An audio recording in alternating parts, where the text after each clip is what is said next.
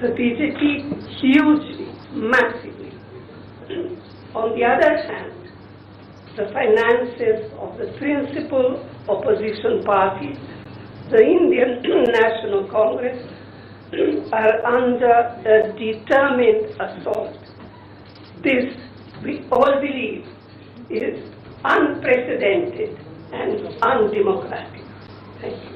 शुक्रिया सोनिया जी। मैं अभी हमारी AICC के कोषाध्यक्ष अजय माकन जी से गुजारिश करूंगा कि आपको थोड़ा विस्तार से जानकारी दें।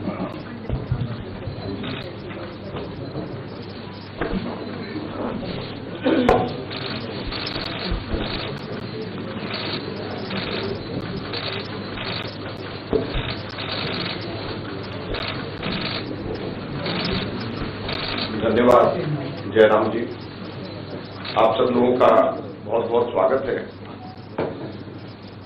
अभी हमारे कांग्रेस अध्यक्ष और पूर्व अध्यक्षा ने आप लोगों को बताया कि लोकतंत्र के ऊपर किस प्रकार का खतरा मंडरा रहा है, किस प्रकार से कांग्रेस पार्टी के बैंक खातों के ऊपर हमला हुआ और ये कोशिश करी जा रही है कि फाइनेंशियली कांग्रेस पार्टी को पंगु बना दिया जाए। ये केवल कांग्रेस पार्टी के खातों पे नरेंद्र मोदी सरकार का हमला नहीं है, बल्कि भारत के लोकतंत्र पे हमला है। अगर प्रमुख विपक्षी पार्टी वित्तीय तौर के ऊपर पूरी तरीके से पंगु हो जाए, कोई कार्य नहीं कर सके, पब्लिसिटी के ऊपर पैसा नहीं खर्च कर सके, कैंपेन के ऊपर पैसा नहीं खर्च कर सके, अपने कैंडिडेट्स को पैसे नहीं दे सके, तो फिर चुनाव किस बात का है? और चुनाव की घोषणा हो चुकी है। पिछले एक महीने से हमारे अपने बैंक अकाउंट्स में पड़े हुए 285 करोड़ रुपए का हम इस्तेमाल नहीं कर पा रहे हैं।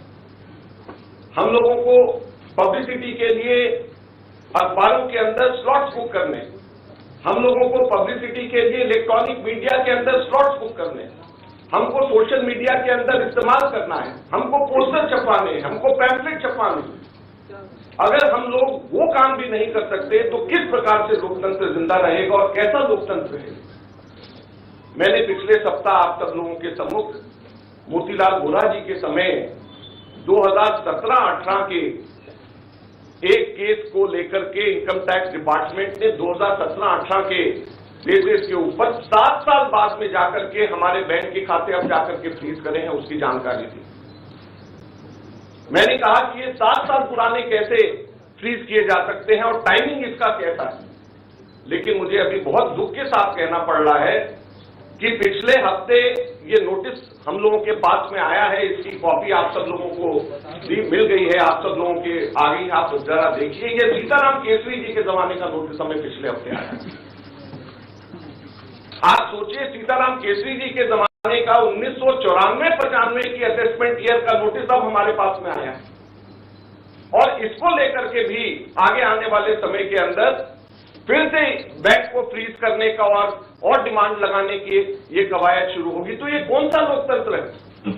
अगर इसी रफ्तार से जाएंगे तो महात्मा गांधी के समय पे जमनालाल बजाज जब ट्रेजरर हुआ करते थे, उस टाइम पे भी कोई चीज निकाल करके अब इस वक्त इस चुनाव से पहले हमारे अकाउंट्स को फ्रीज किया जाएगा। तो ये किस चीज का लोकतंत्र है? 30 साल पुराना, 31 साल पुराना असेसमेंट ईयर का हिसाब निकाल करके हमारे खाते फ्रीज करे जा रहे हैं ताकि हम लोग चुनाव ही ना लड़ पाए। हम लोगों के पास में मुख्यतः 3 बातें हैं कहने की। हर पॉलिटिकल पार्टी इनकम टैक्स से एग्जम्प्टेड होती है। कभी किसी ने भी पेनल्टी इस तरीके से नहीं दिया, तो कांग्रेस पार्टी को अकेले क्यों चुना जा रहा? दूसरा, इसकी टाइमिंग देखिए, 2017-18 का मोतीलाल वोरा जी के टाइम का और 1994-95 का सीताराम केसरी जी का समय, और केवल 1 महीना पहले चुनाव के घोषणा होने से पहले ये काम शुरू किया जाता है। और तीसरा, क्वांटम ऑफ पनिशमेंट देखिए कि कितना बड़ा पनिशमेंट। क्या हमारे सिर्फ 0.07% पूरा 199 करोड़ का कैश में हमारे अपने एमपीज ने अपनी तनख्वाह दी, उसकी वजह से 0.07% की अनियमितता की वजह से 106% की पेनल्टी हमारे ऊपर लगाई गई, 106%। कितना 0.07% की अनियमितता की वजह से 106% की पेनल्टी हम लोगों के ऊपर लगाई गई है। ये क्वांटम हम लोगों ने मात्र 30 दिन लेट हम लोगों ने अपने अकाउंट सबमिट करे। ये इनकम टैक्स एक्ट मेरे पास में है, इसका सेक्शन 234F ये कहता है कि सिर्फ 10,000 रुपए की मैक्सिमम पेनल्टी ली जा सकती है अगर कोई व्यक्ति लेट अपना, कोई भी ऑर्गेनाइजेशन या व्यक्ति कोई भी लेट अपना इनकम टैक्स सबमिट करे, केवल 10,000 रुपए। और हमारे ऊपर 210 करोड़ रुपए का 210.25 करोड़ का 210.25 करोड़ का लियन मार्क कर दिया गया। 10,000 की सिर्फ पेनल्टी, सिर्फ 0.07% का हमारा टोटल अकाउंट में से कैश के अंदर लिया गया। ये कहां का न्याय है?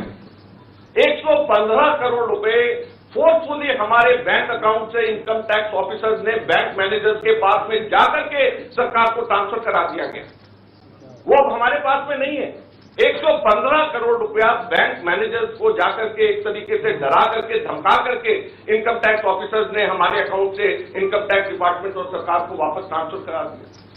मैंने बताया जैसे पिछले 5 हफ्ते से 1 महीने से भी ज्यादा हम अपने पैसे जो हमारे वर्कर्स ने इकट्ठे करे हैं वो हम इसका उसका इस्तेमाल नहीं कर पा रहे हैं। ये कहां की डेमोक्रेसी है? ये कहां का लोकतंत्र रह गया? तो इसलिए हम आपसे कहना चाहते हैं, ये केवल हम लोग तो अपनी लड़ाई लड़ेंगे, लेकिन ये आप लोगों की भी लड़ाई, मीडिया की भी लड़ाई है, देश की जनता की लड़ाई है। अगर आप इसके अंदर हमारे को समर्थन नहीं करेंगे तो लोकतंत्र जिंदा नहीं रहेगा, ना आप रहेंगे ना हम रहेंगे। धन्यवाद।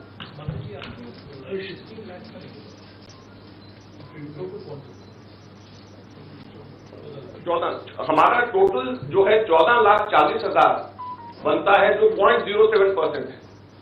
तो सिर्फ 14,40,000 जो हमारा 0.07% है, उसकी वजह से हमारे ऊपर 210 करोड़ रुपए से भी अधिक का हमारे ऊपर लियन मार्क करके हमारी पेनल्टी लगाई गई है। तो आप सोचिए 14,40,000 के बदले 210 करोड़ रुपए की पेनल्टी हमारे ऊपर लगाई गई है। ये कहां का लोकतंत्र है? शुक्रिया अजय माकन जी। आखिर में मैं राहुल गांधी जी से गुजारिश करूंगा कि वो आपको सब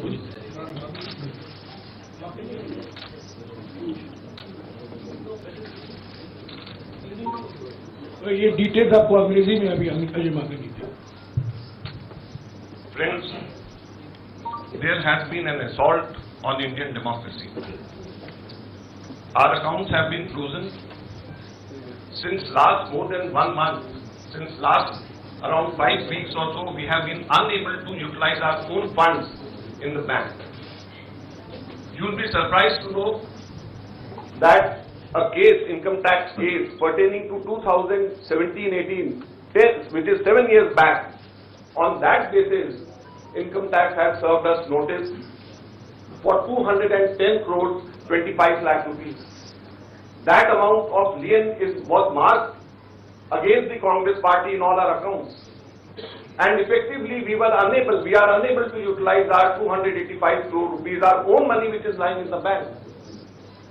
The most important thing is the timing and the exemptions which all the political parties enjoy.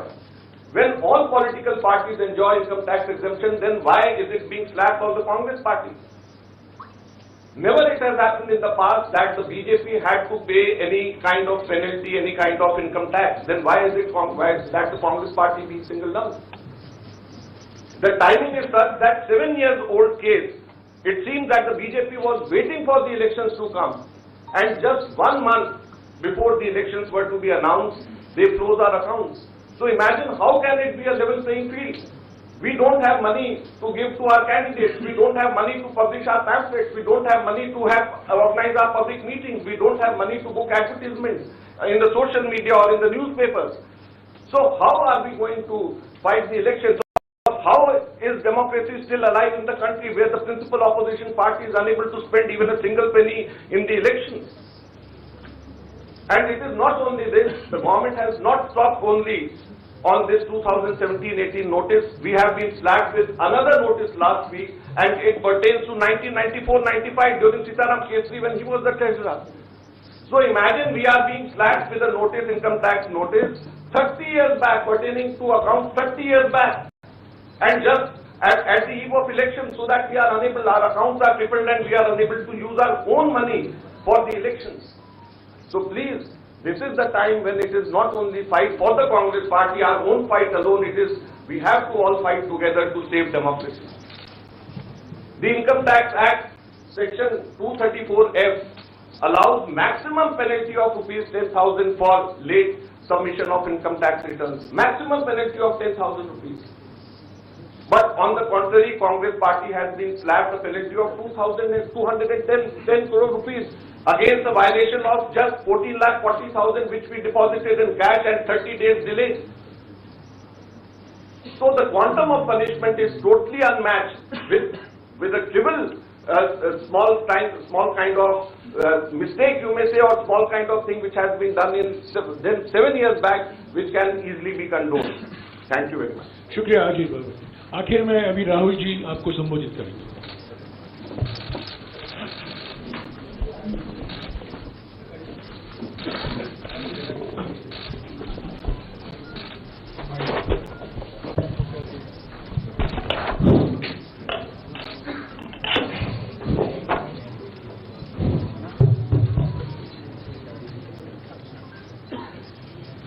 Thank you for coming here this morning.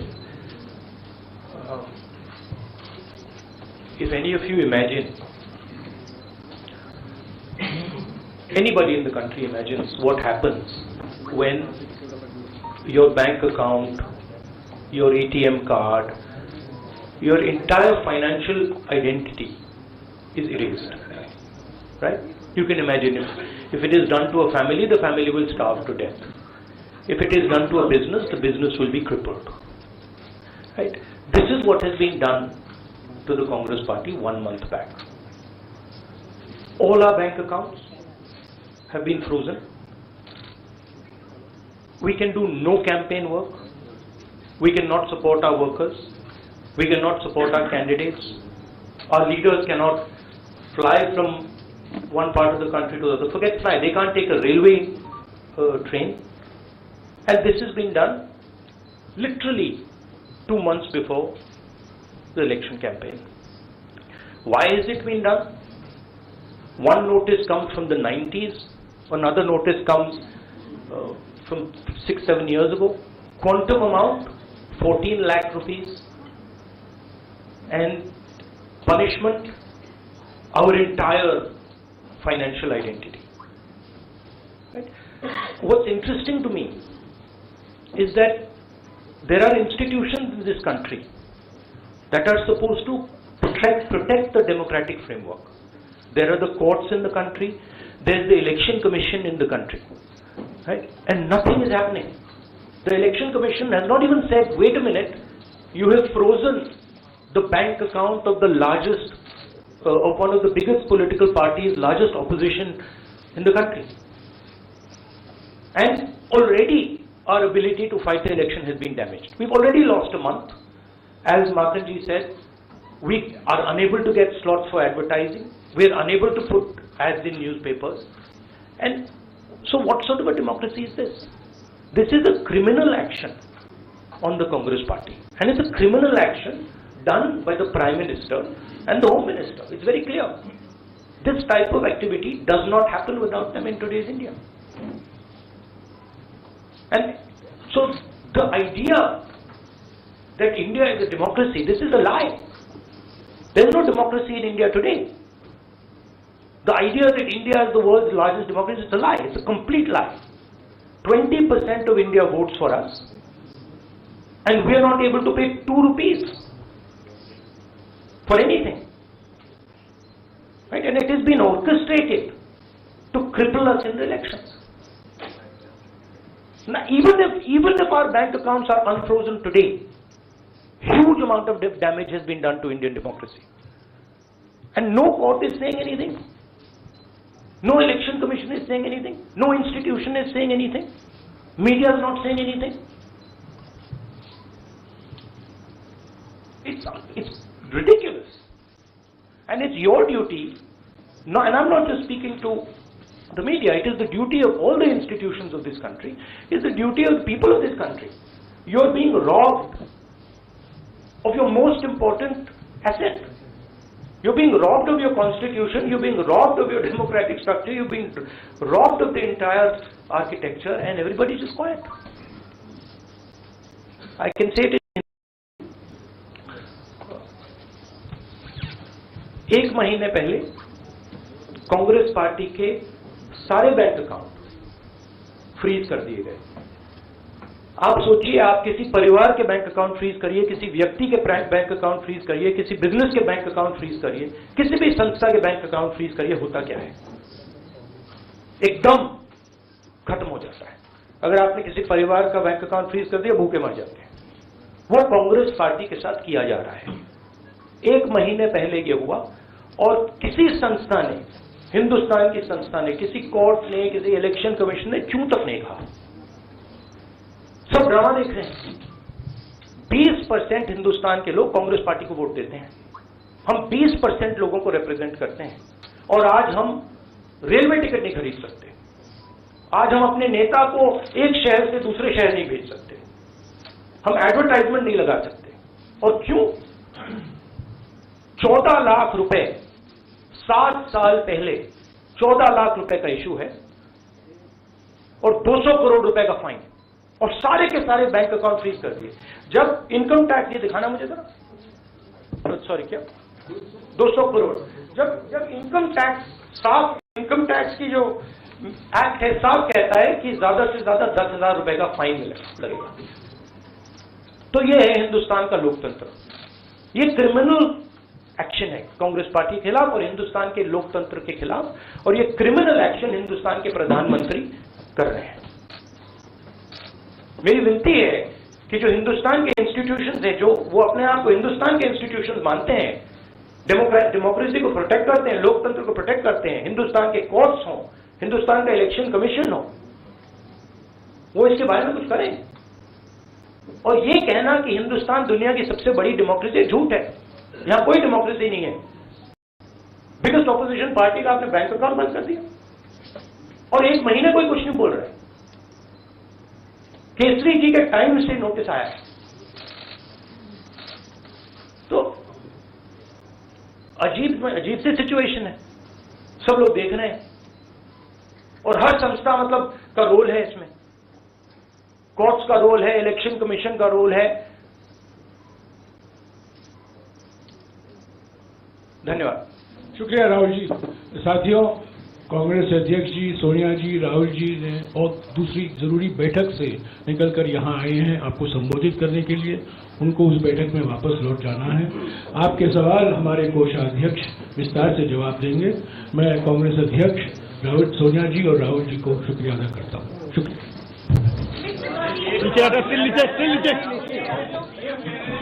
No, one second. Look, one second. Look, please understand. This is not freezing of the Congress party's bank accounts. This is the freezing of Indian democracy. That is what is happening here. Okay? So, we are unable, as the biggest opposition party, we are unable to take any action. There is no action we are able to take. We cannot send our leaders anywhere. We cannot book advertisements. We cannot do anything. What else is it if it's not an assault on democracy? Thank you.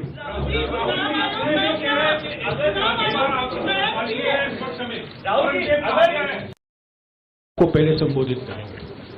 Mallikarjun खड़गे जी, कांग्रेस अध्यक्ष।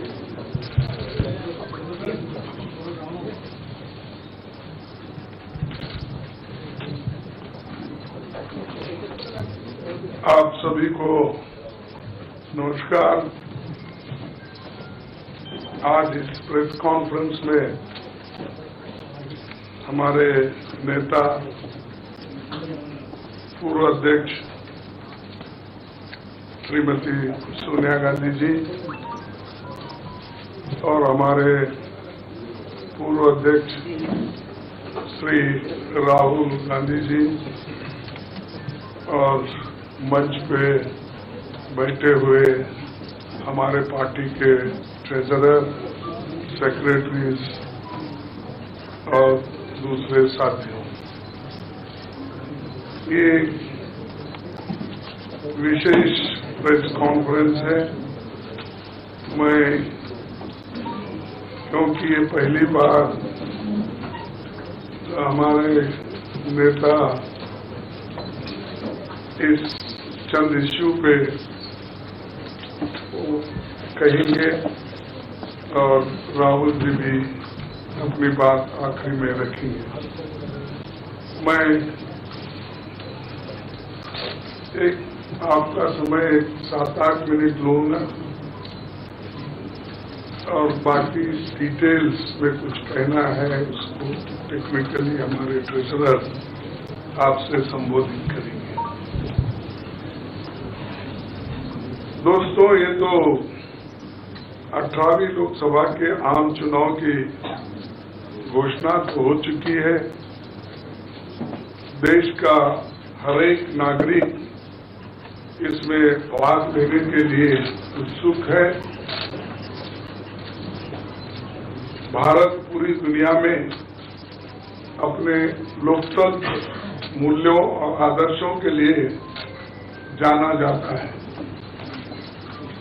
किसी भी लोकतंत्र के लिए निष्पक्ष चुनाव अनिवार्य होता है, एसेंशियल होता है।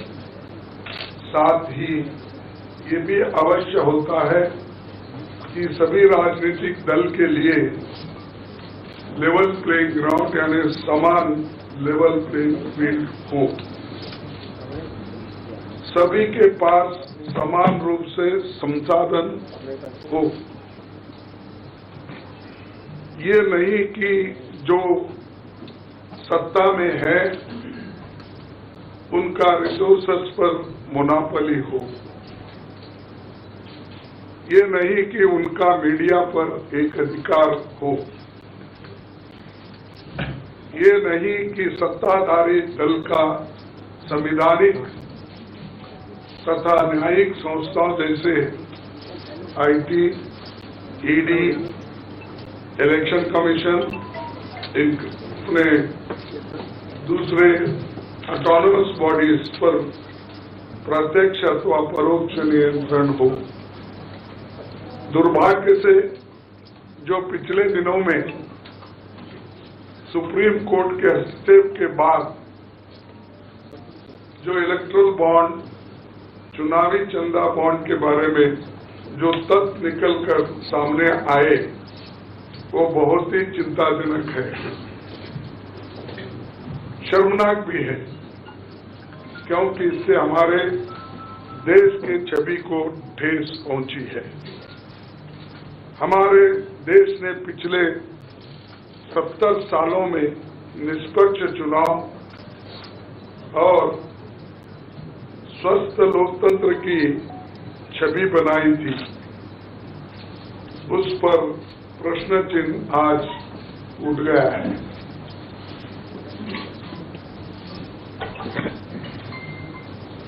सुप्रीम कोर्ट ने जिस चुनावी चंदा बॉन्ड को इलीगल और अनकॉन्स्टिट्यूशनल कहा, उस स्कीम के तहत मौजूदा सत्ताधारी दल ने हजारों करोड़ रुपए से ज्यादा अपने अकाउंट में भर लिया है और दूसरी तरफ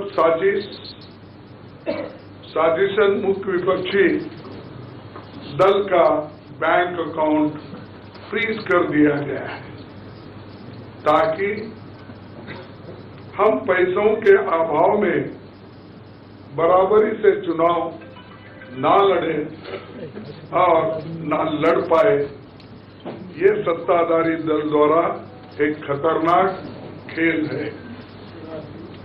इसके दूरगामी प्रभाव होंगे, क्योंकि अगर डेमोक्रेसी को इस देश में बचाना है तो लेवल प्लेइंग ग्राउंड होना चाहिए। ऐसा भी नहीं होना चंद देशों में चुनाव हो रहे हैं, 99% वोट एक ही आदमी दे रहा है। ऐसा आपको तो मालूम हो गया रिसेंटली किन किन देशों में ऐसा हुआ है। तो ये सत्ताधारी दल द्वारा एक खतरनाक खेल खेला गया है। इसके दूरगामी प्रभाव होंगे, पर ये स्पष्ट है कि इस तरीके से किसी राजनीतिक दल को असहाय बनाकर चुनाव लड़ने में बाधा उत्पन्न कर और फ्री एंड फेयर इलेक्शन कभी नहीं कहा जा सकता। देश की जनता, एक आम नागरिक ये देख सकता है कि बीजेपी ने चुनावी चंदा बॉन्ड से 56% पैसे हासिल किए हैं, वही कांग्रेस को 11% ही मिले हैं। और ये वो पैसे जो बॉन्ड से बीजेपी ने लिए हैं, इसके अलावा जो कैश में इनके पास आता होगा तो कोई अकाउंट ही नहीं है। आप इनके खर्चे देखिए, हर तरफ इनका एडवर्टाइजमेंट लगा है और एडवर्टाइजमेंट में भी मोनोपोली बना ली है। प्रिंट मीडिया हो, टीवी हो और सोशल मीडिया हो, इनका बहुत डोमिनेशन है। लेकिन इतने पैसे एक पार्टी जमा कर सकती है, हिंदुस्तान के 70 साल के डेमोक्रेटिक व्यवस्था में ऐसा कोई नहीं किया। ये पहली बार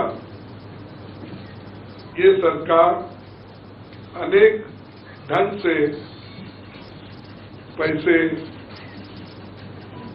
आज उठा रही है और इनके 5 स्टार ऑफिसर्स से बड़े बड़े हर जगह आप देखिए और 4-4, 5-5 फ्लाइट एक मीटिंग को जाते हैं और उनके पीछे और 2-4 जाते हैं। एक मीटिंग का इतना खर्च होता है तो शायद ही कोई पार्टी,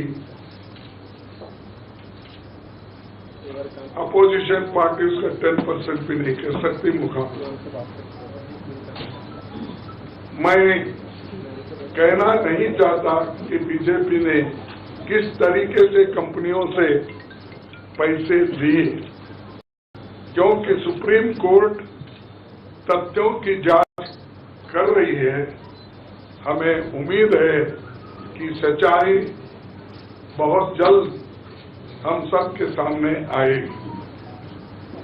और अंत में मैं देश के संवैधानिक संस्थाओं से अपील करता हूं कि अगर वो फ्री एंड फेयर इलेक्शन चाहते हैं तो हमारी पार्टी को बगैर किसी रोक टोक से बैंक अकाउंट्स का इस्तेमाल करने दे और जो इनकम टैक्स का क्लेम है वो अंततः कोर्ट के निर्णय के अनुसार सेटल हो जाएगा। राजनीतिक दल टैक्स नहीं देते, बीजेपी कभी इनकम टैक्स नहीं दी, लेकिन ये लागू सिर्फ कांग्रेस पे हो रहा है।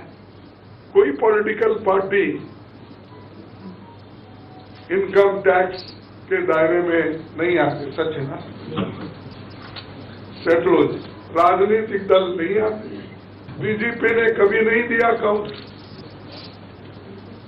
इसके बाद भी अगर हमसे ये मांगा जा रहा है तो हम न्यायालय के अंतिम निर्णय का इंतजार कर रहे हैं, क्योंकि हम चाहते हैं कम से कम न्यायालय तो इस बात को देखे, कानून को देखे, रूल ऑफ लॉ और गवर्नेंस जो संविधान के तहत होता है उसके तरफ तो ध्यान दे दो, क्योंकि आज वो हुकूमत में है, कल दूसरी पार्टी आएगी। लेकिन हमको ये लेवल प्लेइंग ग्राउंड जो हमने पहले से बनाया था, नेहरू जी से लेकर हम 89 और बाकी के लोग भी, जब इवन वाजपेयी थे उस वक्त भी ऐसा नहीं था। लेकिन यहाँ ये 18वीं लोकसभा का चुनाव जो हो रहा है, इसमें हम सब देख रहे हैं, ये कुचल रहे हैं, सप्रेस कर रहे हैं और हमको चुनाव लड़ने के स्थिति में वो नहीं छोड़ना चाहते और पैसे को तंग तबाह करके वो एक तरफा इलेक्शन कर लेना चाहते हैं। लेकिन लोग भी होशियार हैं, इसको जानते हैं और लेवल प्लेइंग फील्ड बने रहने के लिए ये उनके जो बाधक है और जो हमारे अकाउंट्स फ्रीज किए हैं वो तत्काल उसका रिलीज होना चाहिए और हमको चुनाव में डेमोक्रेसी और संविधान को बचाने के लिए लेवल प्लेइंग ग्राउंड होना चाहिए। धन्यवाद। शुक्रिया कांग्रेस अध्यक्ष जी। मैं अभी हमारे कांग्रेस पार्टी के संसदीय दल के नेता श्रीमती सोनिया गांधी जी से गुजारिश करूंगा कि आपको संबोधित करें।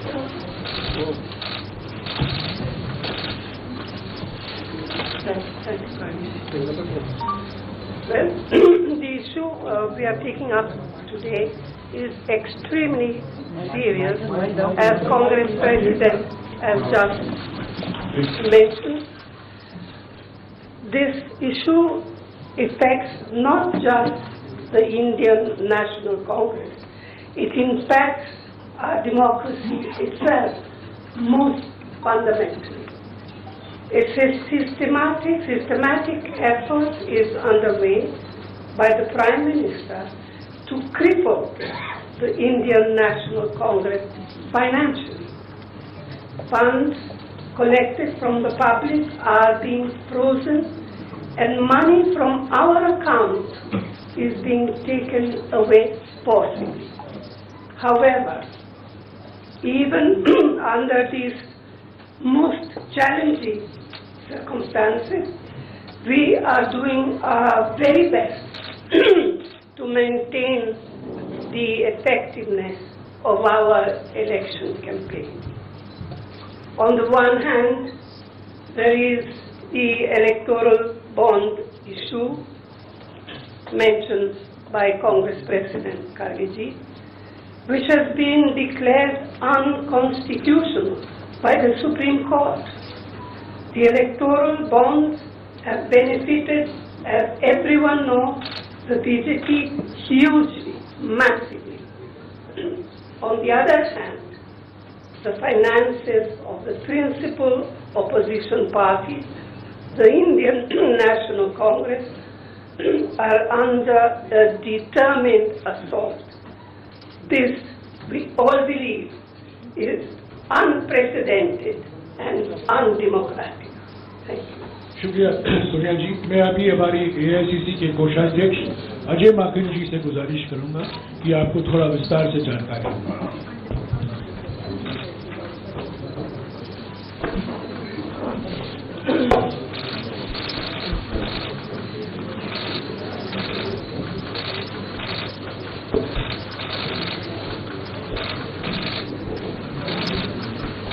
धन्यवाद जयराम जी, आप सब लोगों का बहुत बहुत स्वागत है।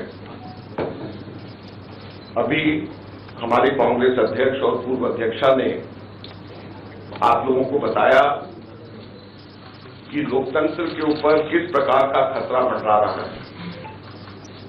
किस प्रकार से कांग्रेस पार्टी के बैंक खातों के ऊपर हमला हुआ और ये कोशिश करी जा रही है कि फाइनेंशियली कांग्रेस पार्टी को पंगु बना दिया जाए। ये केवल कांग्रेस पार्टी के खातों पे नरेंद्र मोदी सरकार का हमला नहीं है, बल्कि भारत के लोकतंत्र पे हमला है। अगर प्रमुख विपक्षी पार्टी वित्तीय तौर के ऊपर पूरी तरीके से पंगु हो जाए, कोई कार्य नहीं कर सके, पब्लिसिटी के ऊपर पैसा नहीं खर्च कर सके, कैंपेन के ऊपर पैसा नहीं खर्च कर सके, अपने कैंडिडेट्स को पैसे नहीं दे सके, तो फिर चुनाव किस बात का है? और चुनाव की घोषणा हो चुकी है। पिछले 1 महीने से हमारे अपने बैंक अकाउंट्स में पड़े हुए 285 करोड़ रुपए का हम इस्तेमाल नहीं कर पा रहे हैं। हम लोगों को पब्लिसिटी के लिए अखबारों के अंदर स्लॉट्स बुक करने, हम लोगों को पब्लिसिटी के लिए इलेक्ट्रॉनिक मीडिया के अंदर स्लॉट्स बुक करने, हमको सोशल मीडिया के अंदर इस्तेमाल करना है, हमको पोस्टर छपवाने, हमको पैम्फलेट छपवाने।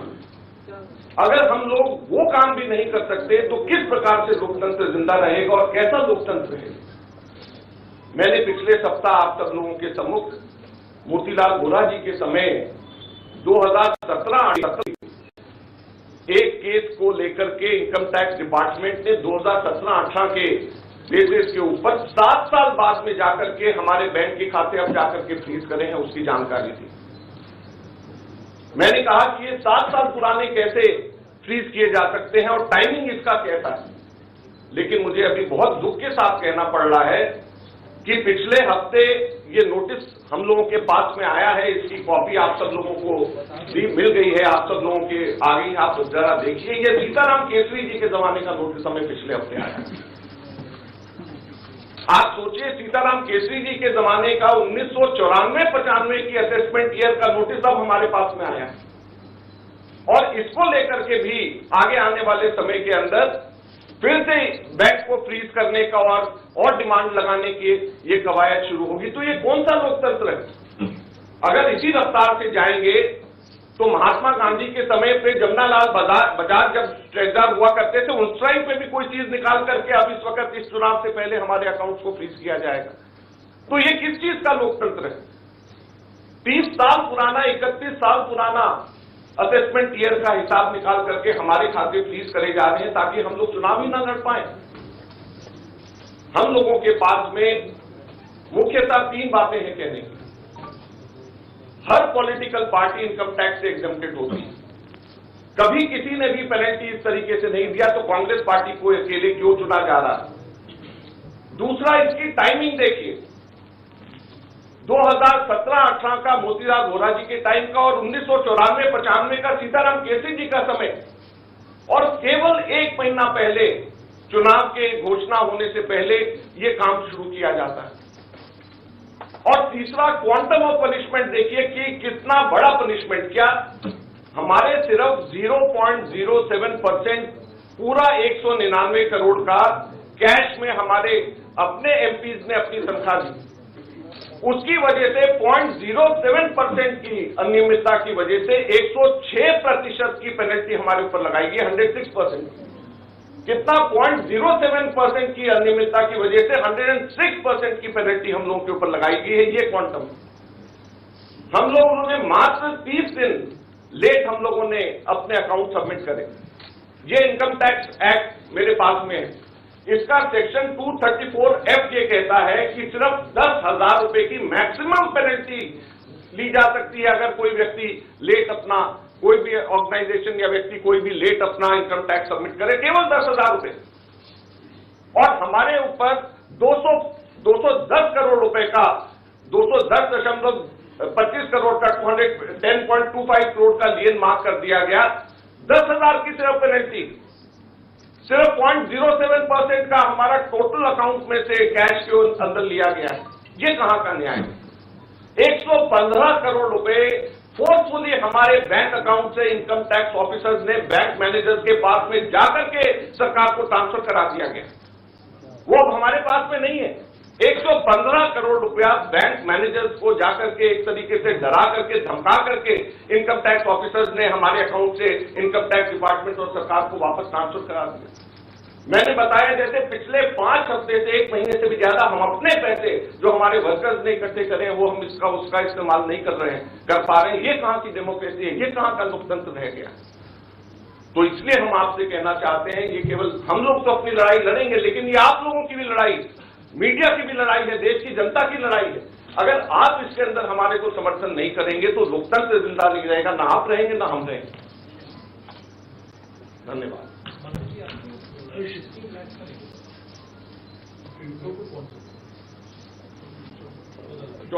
हमारा टोटल जो है 14,40,000 बनता है, जो 0.07% है।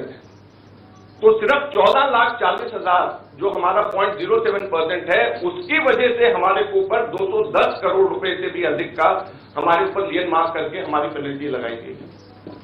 तो आप सोचिए 14,40,000 के बदले 210 करोड़ रुपए की पेनल्टी हमारे ऊपर लगाई गई है। ये कहां का लोकतंत्र है? शुक्रिया अजय माकन जी। आखिर में मैं राहुल गांधी जी से गुजारिश करूंगा कि वो आपको संबोधित करें।